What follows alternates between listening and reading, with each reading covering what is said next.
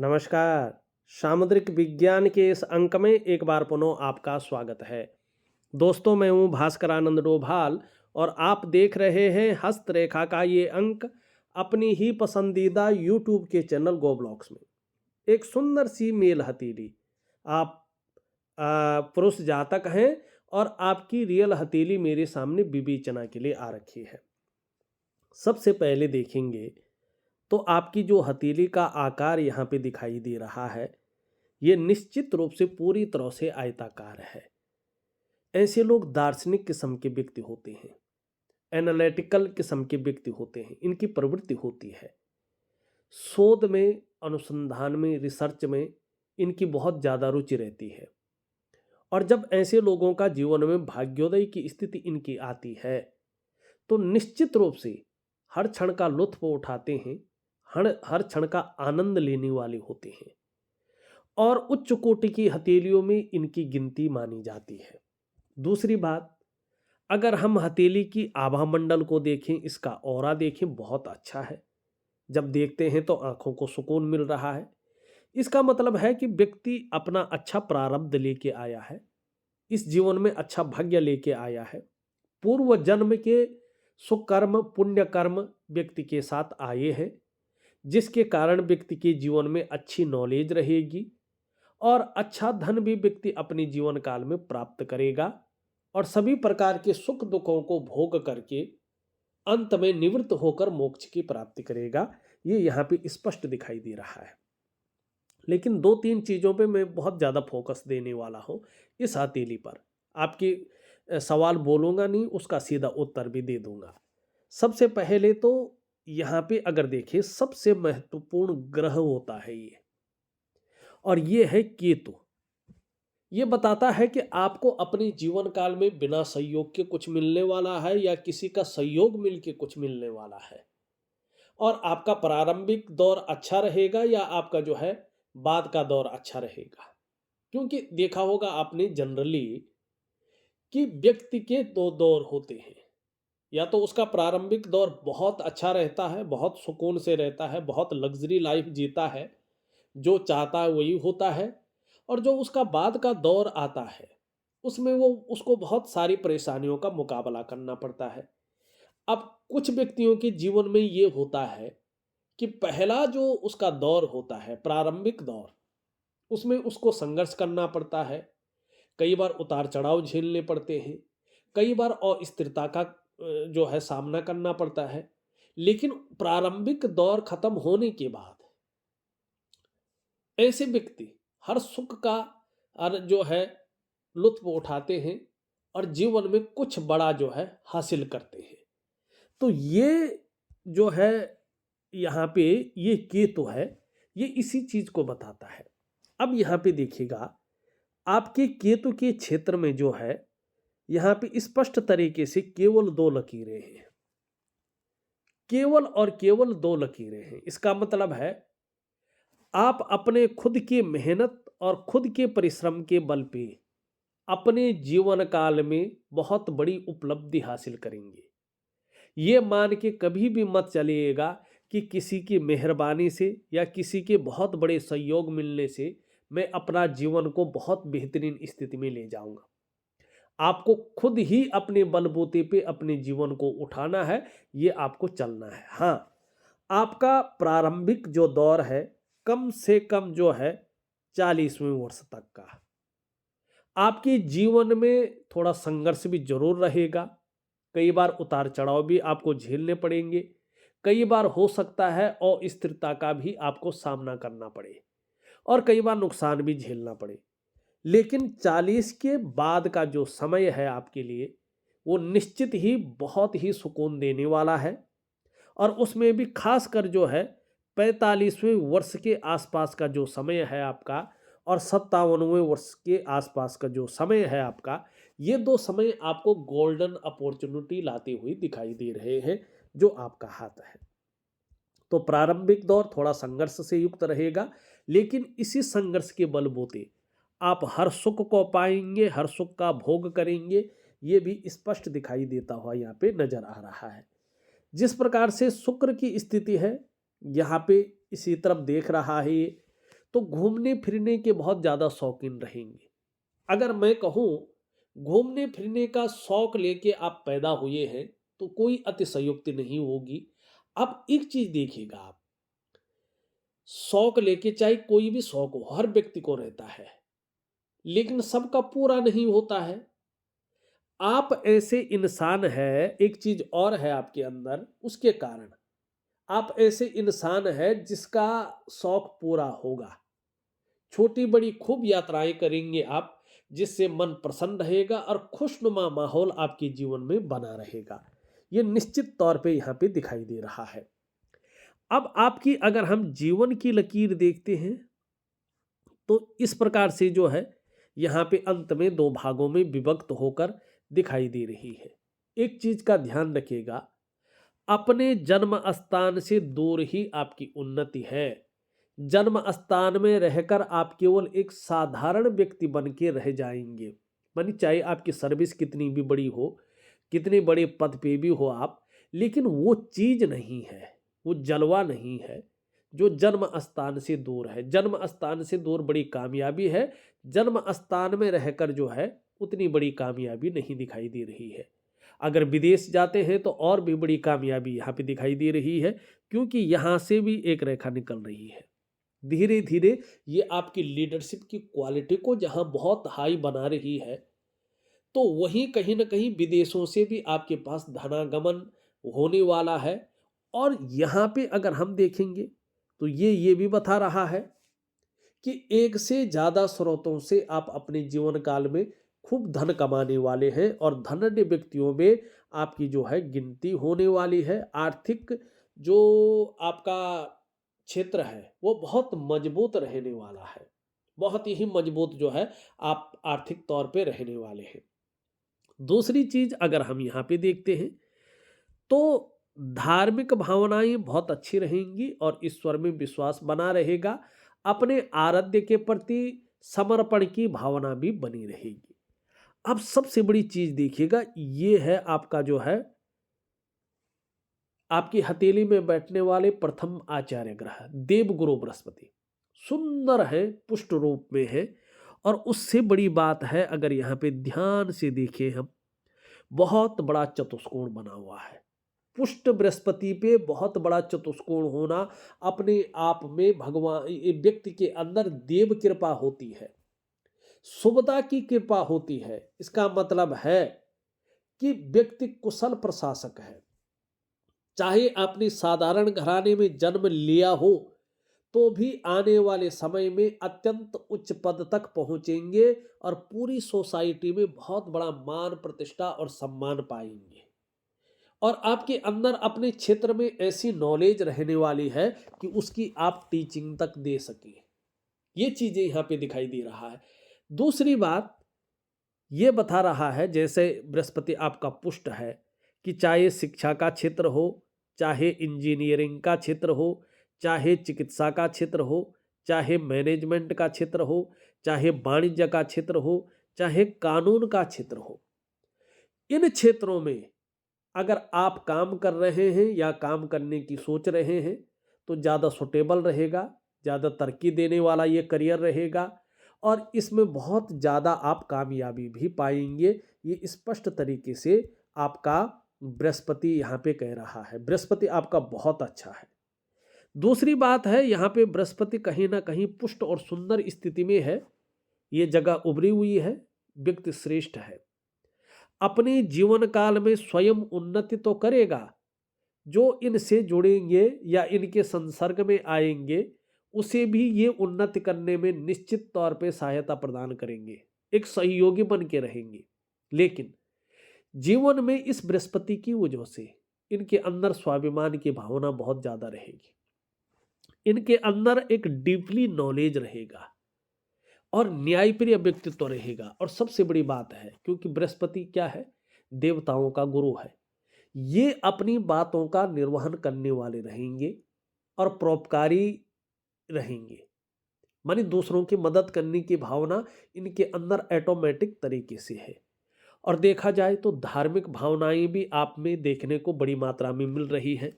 देखिएगा दोस्तों, किसी भी व्यक्ति की हथेली में अगर बृहस्पति इस प्रकार से सुंदर हो, पुष्ट हो, तो चाहे वो महिला हो चाहे पुरुष हो, ऐसे लोग विद्वान होते ही होते हैं।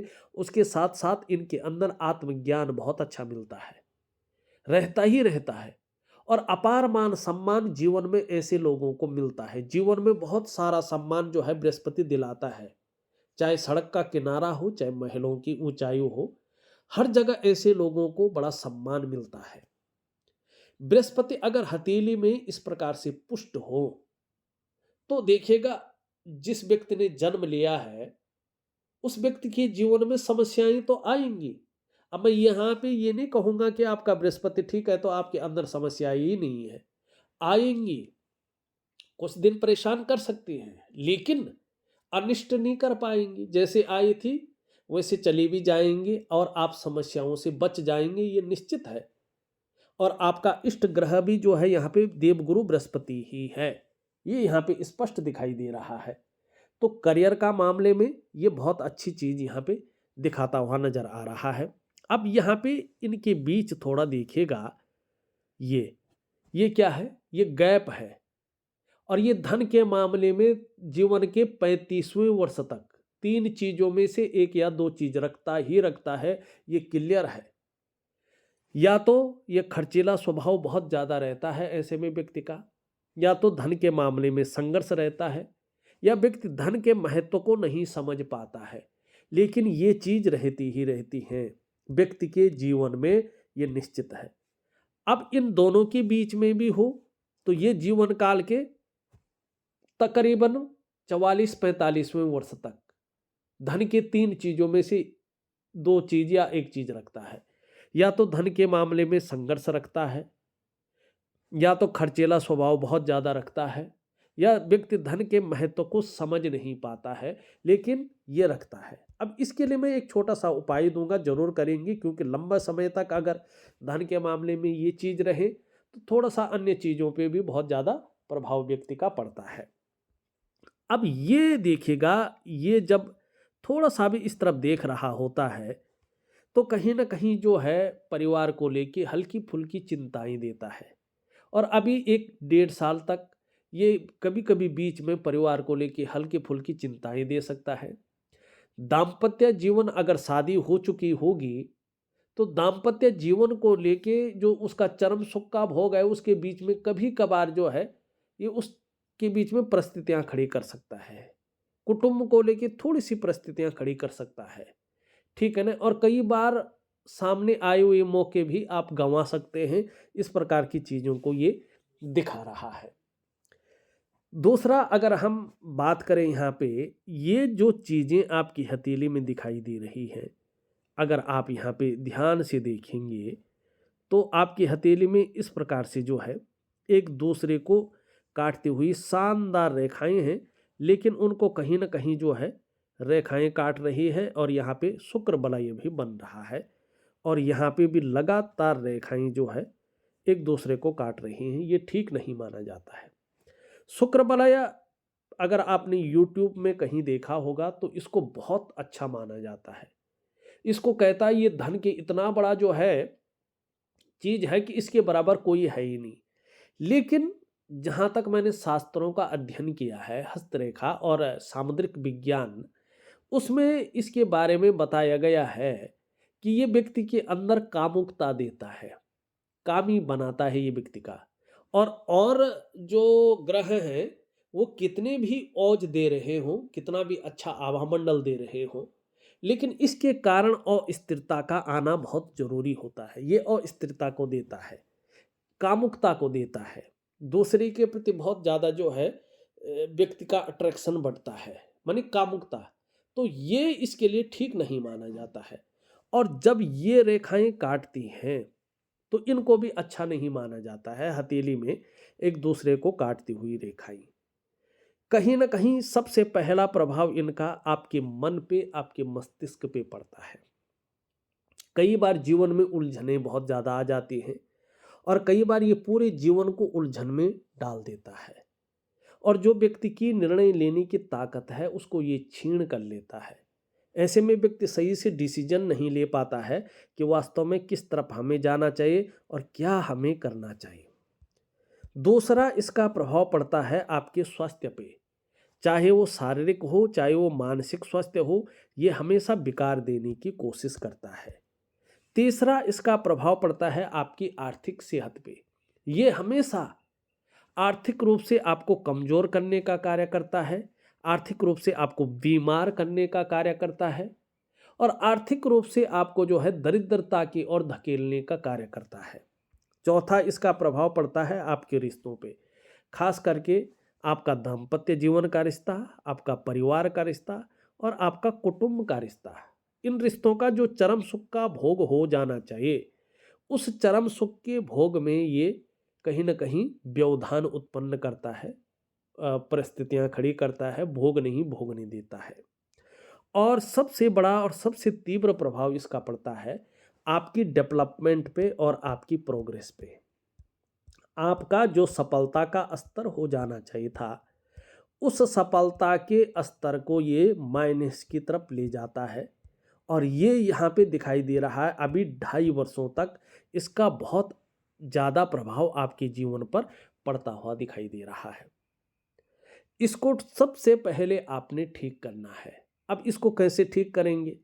देखिएगा, इसके लिए कुछ क्रियाएं हमारे शास्त्रों ने दे रखी है और उसमें भी सबसे बड़ी क्रिया होती है, क्योंकि ये शरीर के अंदर हवा के द्वारा बैठा हुआ होता है आपके पंच तत्व के भीतर, ठीक है ना। और आपके शरीर में पंच तत्व होते हैं, अष्टाचक्र होते हैं, पंच महाकोश होते हैं, नवद्वार होते हैं, 5 ज्ञान इंद्रियां होती हैं, 5 कर्म इंद्रियां होती हैं, ठीक है ना। और ये इसमें घुल मिल जाता है और आपके दैवीय शरीर को प्रॉपर तरीके से जो है अनबैलेंस करने का कार्य करता है। तो उसको निकालने के लिए क्या करनी पड़ती है? आपको जो है क्रियाएं करनी पड़ती हैं और उसमें से वनस्पति स्नान कुछ दिनों की एक ठोस क्रिया है। इसके लिए आप वो क्रिया क्या करती है, देखिएगा, आप जब नहाते हैं ना, तो आपके जो रोम चक्षु है उसको खोल लेती है, ठीक है ना। इसलिए मैं वनस्पति स्नान आपको दे रहा हूं। उसमें क्या होगा कि जो रोम चक्षु है वो तो खुल जाएंगे, साथ में उसमें इस प्रकार की गंध थोड़ा सा मिलेगी जो अच्छी जो है पॉजिटिव चीजों को अंदर खींचे और नेगेटिव चीजों को बाहर करे। तो उसके लिए मैं एक वनस्पति स्नान दे रहा हूं और आपके जो अष्टाचक्र हैं वो इस प्रकृति में मौजूद भगवान सूर्य के चक्रों के साथ परस्पर तालमेल में आ जाए और उसका लाभ आपको जबरदस्त रूप में मिले।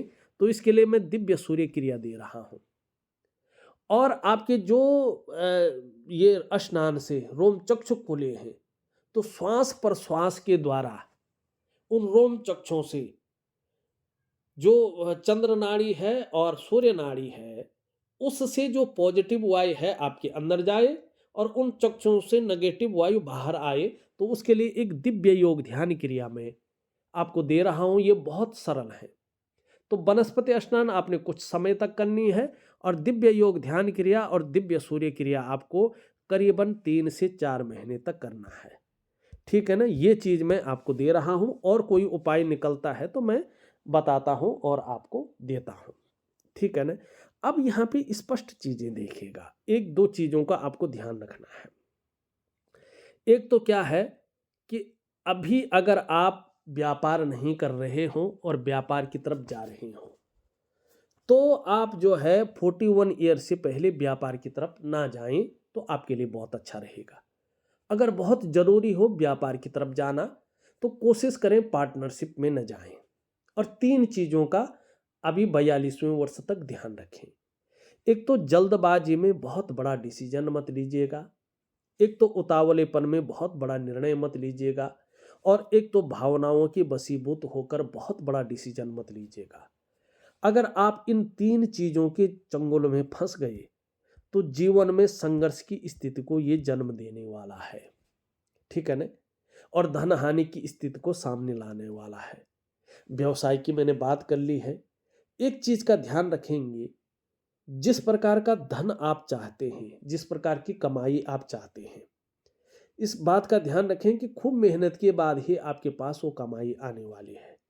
और खासकर जीवन में उस कमाई करने की स्थिति थोड़ी सी लेट आ रही है। यहाँ पे 41वें वर्ष के मिडिल से आपकी जीवन में तरक्की के पूरे रास्ते खुलते हुए दिखाई दे रहे हैं, जो 42वें में आते आते अपनी अच्छी स्थिति में रहेंगे और 45वें में आते आते पूर्ण भाग्योदय की स्थिति यहाँ पे दिखाई दे रही है। आपके जीवन में गोल्डन अपॉर्चुनिटी आ रही है।